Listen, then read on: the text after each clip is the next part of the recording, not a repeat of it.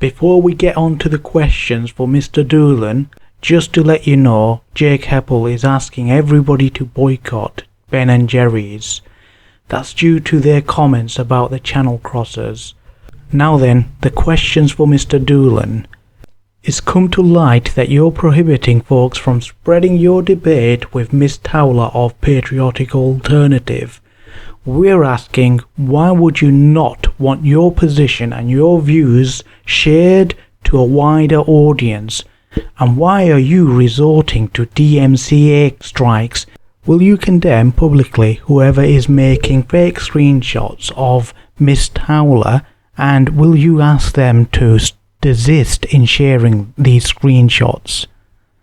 Thirdly, you were working in tandem with Hearts of Oak at a demo that had no ability, no potential of influencing the deportation of the vile 3 groomers.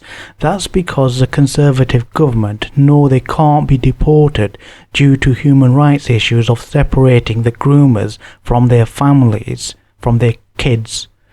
Thankfully, it was a low turnout, so not many people wasted their time and cash.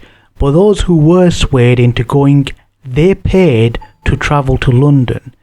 Did the Hearts of Oak pay for your travel, or did you travel on your own dime? Have they offered you some sort of reimbursement in any way, shape or form? I'm asking that because I'm really interested in knowing whether you've got the same commitment as the people who get duped into going to these demos. I'm pretty sure Richard Inman does not have that same commitment when he's travelling over from Northern Ireland. He's not travelling on his own dime. I'm pretty confident of that. Sticking to your associations with Hearts of Oak, they claim to be a pro-free speech movement. Will you publicly state then that you support the right of Wiley, Alison Shablos, Dr. David Duke and others to say whatever they like about the group that they criticised or mocked?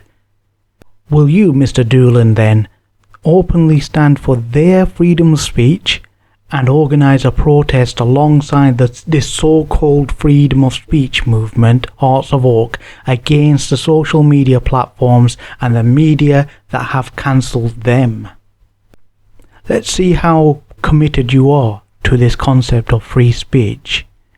Keeping on this theme of your colleagues, your colleague on the Hearts of Oak stage in central London a few weeks ago was a certain Miss Anne-Marie Waters. She wants to ban kosher meat.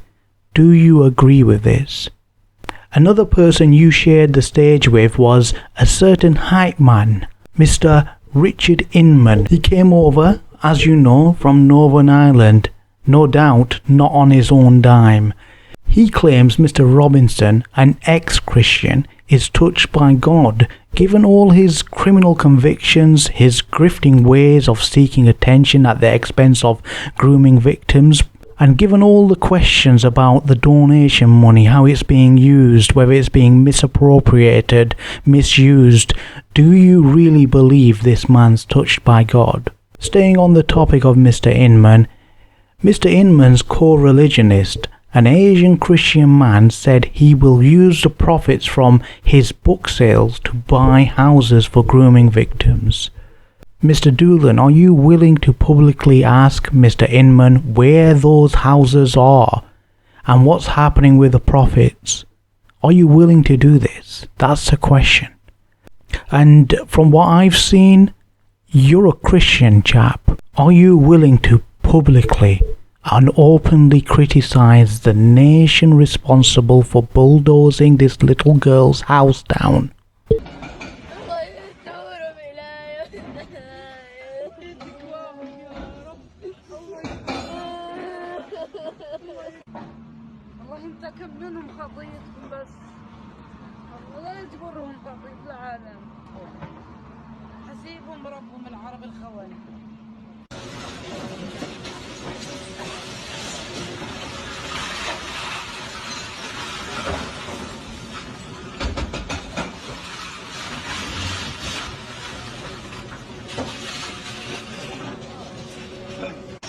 Inman claims to be a Christian who believes Mr. Robinson, the Zio Sivnak grifter, is touched by God.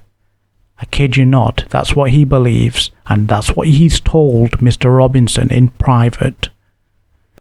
I find that this one individual for the past 15 years has taken a burden, a heavy burden upon himself, right? With all the accusations, all the infighting, all the allegations against him, and yet there's something special about this young man, this Tom Wilmington. Absolutely.